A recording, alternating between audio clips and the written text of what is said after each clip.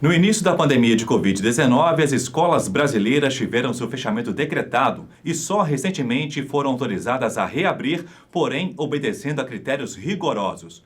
A reabertura de escolas durante a pandemia é seguramente um dos temas que mais tem gerado polêmica entre cientistas e profissionais da saúde e da educação, e também com a população em geral, especialmente os pais dos alunos. E ficam ainda muitas dúvidas. Esse é o momento de retornar às aulas? É seguro esse retorno? Quais os protocolos que as escolas e os pais devem seguir para garantir a segurança da saúde dos professores, funcionários e dos alunos? As escolas devem ser incluídas como serviço essencial? A reabertura das escolas brasileiras com segurança é o tema de estreia do Famílias em Pauta. E para começar, convidamos a doutora Luciana Rodrigues Silva, presidente da Sociedade Brasileira de Pediatria, que irá falar sobre a estreia do nosso programa. Doutora Luciana, seja bem-vinda. Olá a todos, com grande prazer nós estamos hoje aqui estreando o novo programa da Sociedade Brasileira de Pediatria, sociedade de mais de 110 anos, cujo objetivo primordial é sempre atualizar os pediatras, cuidar e ampliar as ações de cuidado para as crianças, os adolescentes e as suas famílias. Por conta disso, foi criado uma área nova no nosso site, chamado de Pediatria para Famílias, que é coordenado pela doutora Nilza Perim. Esse programa de hoje, Famílias em Pautas, foi idealizado pelo professor Edson Liberal, que o coordenará, que é o nosso vice-presidente, e na estreia deste programa, que será um programa periódico, nós estaremos discutindo pontos de extrema relevância para as crianças, os adolescentes e suas famílias.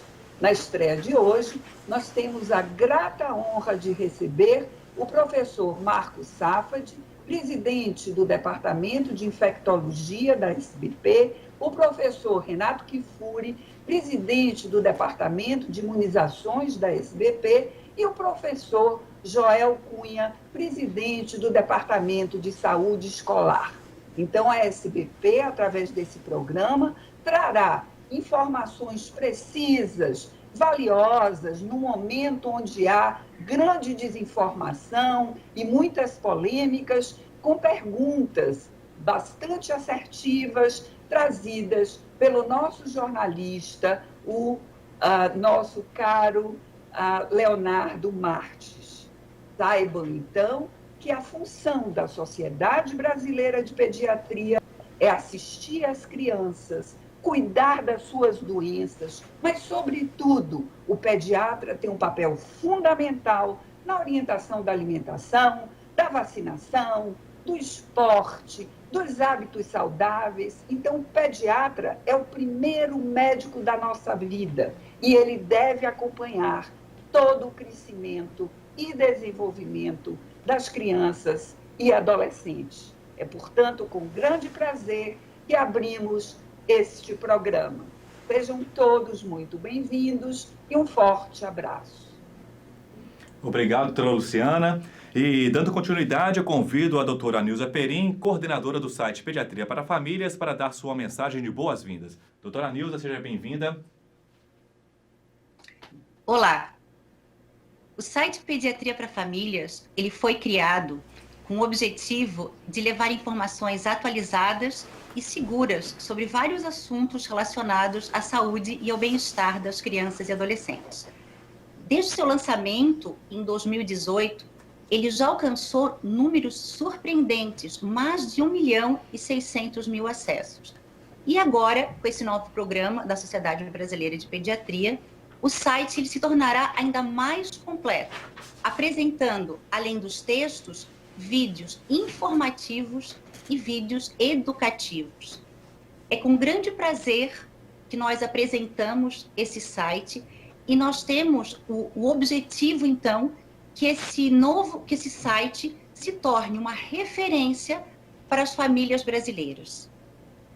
Desejamos as boas-vindas a todos vocês e nós temos certeza que esse novo programa lançado pela Sociedade Brasileira de Pediatria, será um grande sucesso. Sejam todos bem-vindos. Obrigado, doutora Nilza. Voltamos em instantes.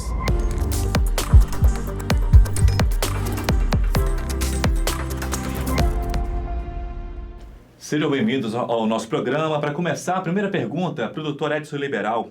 Como que a SBP, doutor, vê a questão da volta às aulas nesse período de pandemia? É um prazer começar com esse tema, o Famílias em Pauta, o novo programa da Sociedade Brasileira de Pediatria.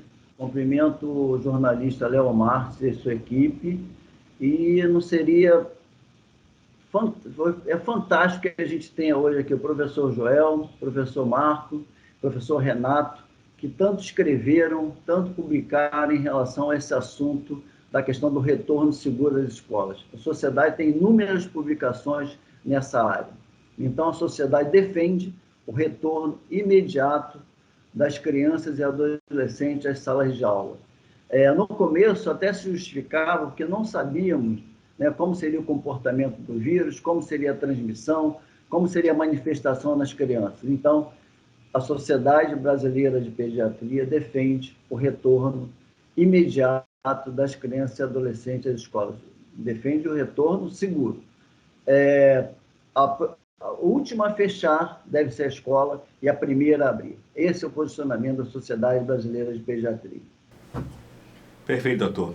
A pergunta para o doutor Joel: quais são as orientações, doutor, do Departamento de Saúde Escolar, no qual o senhor é presidente, para as escolas retomarem suas atividades normais com segurança, preservando tanto a saúde dos professores, funcionários e alunos, bem como também a segurança dos pais dos alunos? As orientações que têm sido dadas começam com o planejamento dessa retomada. E elas foram e estão sendo extensivamente praticadas desde o ano passado em inúmeras escolas. Elas incluem a adequação dos espaços e das atividades presenciais, a elaboração de protocolos sanitários de higiene e segurança, capacitação dos profissionais da escola e orientação às famílias e os estudantes. Na retomada, a primeira premissa é que ninguém deve frequentar a escola estando sintomático. Todo sintoma deve ser investigado. E aí aparece o papel muito importante do pediatra e dos médicos em geral nessa questão.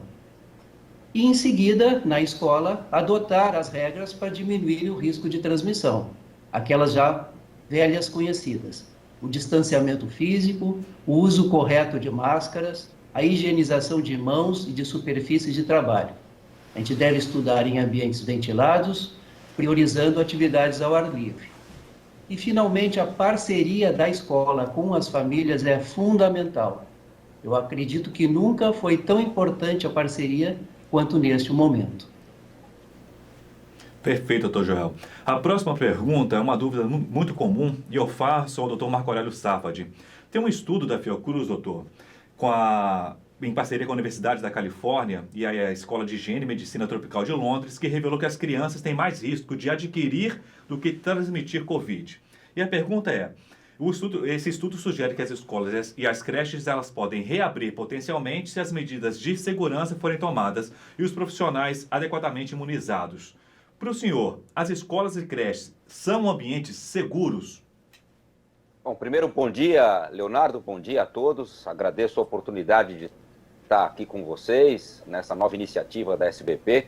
E em relação à sua pergunta, eu acho que esse estudo, feito numa parceria da Fiocruz com o grupo de Londres, ele tem uma importância muito significativa, porque ele reproduz aqui no Brasil resultados que já tinham sido observados de forma consistente em outros países, ou seja, dentro deste ambiente familiar e escolar, o que temos percebido é que com muito mais frequência os adultos transmitem a infecção para as crianças do que as crianças para os adultos. Esse foi um dos principais achados desse estudo e que dá suporte para um retorno a essas crianças dentro de um ambiente seguro, que tanto o professor Joel como o professor Edson destacaram. Ele corrobora dados internacionais. Um dos estudos muito interessantes também, que recentemente foi publicado dos Estados Unidos, ele comparou o risco de doença, taxas de incidência da doença em comunidades que tinham aulas exclusivamente presenciais com comunidades que tinham aulas online nessas crianças abaixo de 10, 12 anos de idade. E as taxas de incidência nesses condados vizinhos eram exatamente as mesmas. Então, esse é mais uma evidência, na nossa opinião, que corrobora a importância do retorno seguro das crianças ao ambiente escolar. Perfeito, doutor. Muito obrigado. A próxima pergunta para o doutor Renato que foi: quais são as perspectivas de vacinas contra a Covid-19 para crianças e adolescentes nesse momento em que já estão sendo feitos os testes com a faixa etária? E se a nova variante Delta tem maior poder de acometer crianças e adolescentes, doutor? Olá, prazer estar com vocês aqui, Marco, Joel e Edson. Obrigado pelo convite, Léo.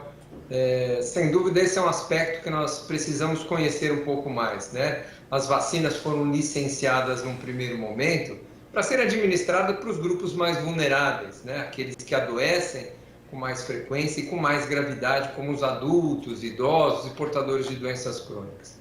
À medida que avançamos na vacinação dessa população, torna-se natural o caminho da vacinação dos adolescentes, não só os de risco com doenças crônicas, as adolescentes grávidas, mas os adolescentes de uma maneira geral saudáveis. No momento temos uma única vacina licenciada a partir de 12 anos, mas os estudos avançam, no sentido de que, já que 1/4 da população brasileira tem menos de 20 anos de idade, no intuito de conter a transmissão, a inclusão dos adolescentes e crianças é algo necessário para os próximos passos na pandemia. Então, os estudos estão avançando e certamente as vacinas que hoje nós utilizamos em adultos, nós poderemos utilizar, querendo ajustar ou conhecer melhor dosagem, segurança dessas vacinas, para que a gente possa definir o melhor esquema para essa população. Certo. Eu continuo com a pergunta para o senhor, doutor. A gente sabe que durante a pandemia, né, a cobertura vacinal, para outras doenças, como o sarampo, por exemplo, ela caiu consideravelmente aqui no Brasil. Qual que é a importância dos pais estarem mais atentos ao calendário vacinal dos filhos, especialmente nesse momento de volta às aulas, já que passarão as crianças, né, conviver com seus colegas ou outras crianças? Olha, Léo, você tocou num ponto fundamental, que é a vacinação de rotina, né? Nós controlamos, com as altas coberturas vacinais do passado, inúmeras doenças que faziam vítimas frequentes entre as nossas crianças, como as pneumonias, as diarreias, as meningites, a coqueluche, o sarampo, a febre amarela, enfim, todas as vacinas que hoje nós dispomos no calendário infantil, as conquistas que as altas coberturas trouxeram foram enormes. E à medida que nós baixamos a porcentagem de indivíduos vacinados, das nossas crianças e adolescentes, como ocorreu em 2020, que é das expressivas dessa cobertura vacinal, cria uma quantidade de crianças e adolescentes vulneráveis a ponto de fazer ressurgir ou de colocar em risco o ressurgimento dessas doenças. Então, sarampo voltando a circular no país, risco de reintrodução da difteria, da coqueluche, da rubéola, até da poliomielite. Imagine nós voltarmos a ter casos de paralisia infantil aqui em nosso país. Essa é uma comunicação que nós precisamos intensificar com a sociedade sobre a importância da vacinação em dia, mesmo em tempos de pandemia. As unidades de saúde estão preparadas para uma vacinação segura, não há por que temer a vacinação, ficar com receio de levar seu filho para ser vacinado. O receio deve ser dessas outras doenças, que impactam de maneira muito maior e muito mais significativa do que a própria Covid-19 na pediatria. Certo. A próxima pergunta para o Dr. Joel. A gente sabe que as escolas, né, no período de fechamento, né, no ano passado, elas tiveram que se reinventar na questão do ensino-aprendizagem e colocar as aulas online, né? Mas a gente sabe que aqui no Brasil, boa parte da população não tem acesso à internet e quando tem, é de forma precária. Doutor, quais são as consequências que essas crianças sem acesso à internet, elas terão no processo de construção do conhecimento? Leonardo, nesse caso, infelizmente, as consequências são as mais desastrosas. A construção do conhecimento é um processo contínuo que deve ser cuidado para seguir sua trajetória da melhor forma possível, com o mínimo de interferências. Com as aulas remotas pela internet, ainda oferece a oportunidade de interação do estudante com os professores, com os colegas, isso já faz muita diferença. Então, sem acesso à internet, as alternativas são ou ficar totalmente sem aula, ou, em alguns casos, assistir a aulas pela TV ou receber material impresso. Sendo assim, há pelo menos um prejuízo muito grande nessa trajetória de aprendizado. E tem agravantes. Vão ficar sem internet, provavelmente, os estudantes menos favorecidos, aumentando brutalmente a desigualdade que já existe na escolaridade. E 2, sem atividade presencial e sem internet, a escola perde o seu papel como um fator de proteção da saúde e da segurança da criança e do adolescente. A escola protege contra a violência, protege contra agravos alimentares e agravos à saúde mental. Então, em resumo, sem acesso à internet, o estudante não só deixa de aprender, como também fica vulnerável. Obrigado, doutor. Doutor Edson, como que a SBP vê a questão do investimento público na infraestrutura das escolas e também na recuperação das unidades que não contam com uma boa estrutura física para os alunos? Olha, mais uma vez, é lamentável que nós temos passado mais de um ano com as escolas fechadas e não recuperamos a sua estrutura. Na verdade, nos 3 níveis no ano passado, tanto municipal, estadual quanto federal, foram muito incapazes de recuperar a estrutura física. Na verdade, sobrou dinheiro na educação no ano passado. Esse dinheiro poderia ter sido investido na recuperação física e na questão da internet, da estruturação diferenciada das escolas. Hoje, deveríamos ter as escolas todas recuperadas fisicamente e recuperadas no seu aspecto da lógica, de computadores, com rede de internet de alta velocidade. Isso sim era o que é esperado de uma seriedade, de uma pátria que deseja ser soberana. Então, poderia ter aproveitado esse tempo também para trabalhar com as crianças e adolescentes questões como meio ambiente, saúde, educação, relacionamento humano, né, empatia. Vários temas poderiam ter sido trabalhados nesse ano que foi perdido para a escolaridade, né? Não houve nenhum investimento. Na realidade, os dados tiveram um lucro, entre aspas, com o não pagamento de diversos gastos que teriam, água, com educação, e que não tiveram, que deveriam ter sido investidos na recuperação da estrutura física e na instalação da lógica nas escolas. Na verdade, foi uma perda imensa. Então, temos que correr atrás desse prejuízo. É isso que a sociedade pensa. Devemos exigir que os 3 níveis corram atrás para recuperar o que já deveriam ter feito em todo o ano passado. Obrigado. Dr. Marco Aurélio Safadi, há muitos questionamentos sobre a eficácia das máscaras de tecido. É uma dúvida muito recorrente também dos pais. Elas são seguras? E a PFF2 ou a N95, ela pode ser utilizada pelas crianças? Bom, vamos lá, Leonardo. O tema das máscaras sempre foi um tema que gerou muito debate, né, durante esse mais de um ano da pandemia. Uma das gratas surpresas foi a maneira como crianças aderiram ao uso das máscaras. Eu posso dizer a você que muitas vezes eu tenho visto crianças usarem máscara de forma mais adequada que muitos dos adultos. Sociedade Brasileira de Pediatria, a exemplo da Academia Americana, preconiza o uso das máscaras sempre que possível em crianças acima de 2 anos de idade. Eu acho que uma das mensagens mais importantes para as famílias que estão nos escutando nesse momento é que a eficiência da máscara guarda relação não só com a sua composição, mas também como a maneira que essa máscara é colocada no rosto dessas crianças. Então, uma das mensagens mais importantes que eu queria deixar aqui é que a máscara, quando as mães, os pais colocam essa máscara nas crianças, elas têm que estar bem ajustadas ao rosto. Cobrir o nariz, cobrir a boca e estar ajustada ao rosto.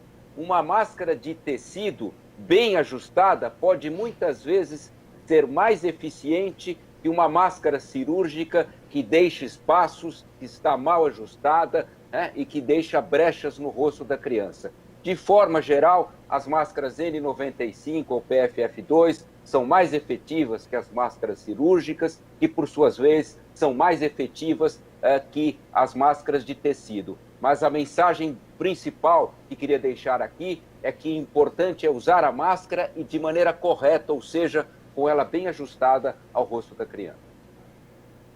Perfeito, doutor Marco. Para finalizar, eu pergunto ao doutor Edson Liberal, como que a SBP enxerga os malefícios relacionados à manutenção das crianças em casa, que refletem no sedentarismo, na má alimentação e também no isolamento social, doutor? Na verdade, a maioria dos trabalhos mostra que, em média, 8 em cada 10 crianças apresentaram alteração de comportamento, né? As crianças apresentaram ansiedade importante, insônia, involução em marcos de desenvolvimento, insegurança, né? Estresse, ansiedade, estresse tóxico, agressividade. Todas as questões as crianças apresentaram durante essa pandemia, durante esse período de reclusão intensa, né? Além disso, a questão da alimentação. Tinham as crianças, muitas das crianças, particularmente aquela do ensino público, tinham como única alimentação, às vezes, a merenda escolar. E isso foi privado. Então, tivemos crianças, tivemos aumento da nossos índices de insegurança alimentar, né? Crianças caminhando para a desnutrição.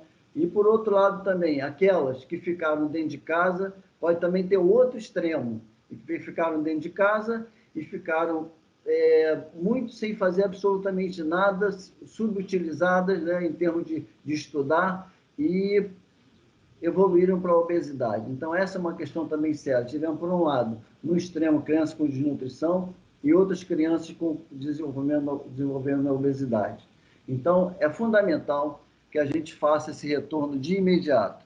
Trabalhar, e tem a questão da evasão escolar também, que já o professor Joel já falou disso. A evasão escolar foi uma coisa calamitosa, é uma situação de calamidade pública. A gente vive em relação às crianças uma copandemia de evasão escolar, de desnutrição, de obesidade, de transtornos de ordem mental. Então, a gente precisa recuperar tudo isso, porque realmente o fechamento da escola foi muito demorado e, como eu falei, não foi aproveitado para que a gente pudesse recuperar as escolas.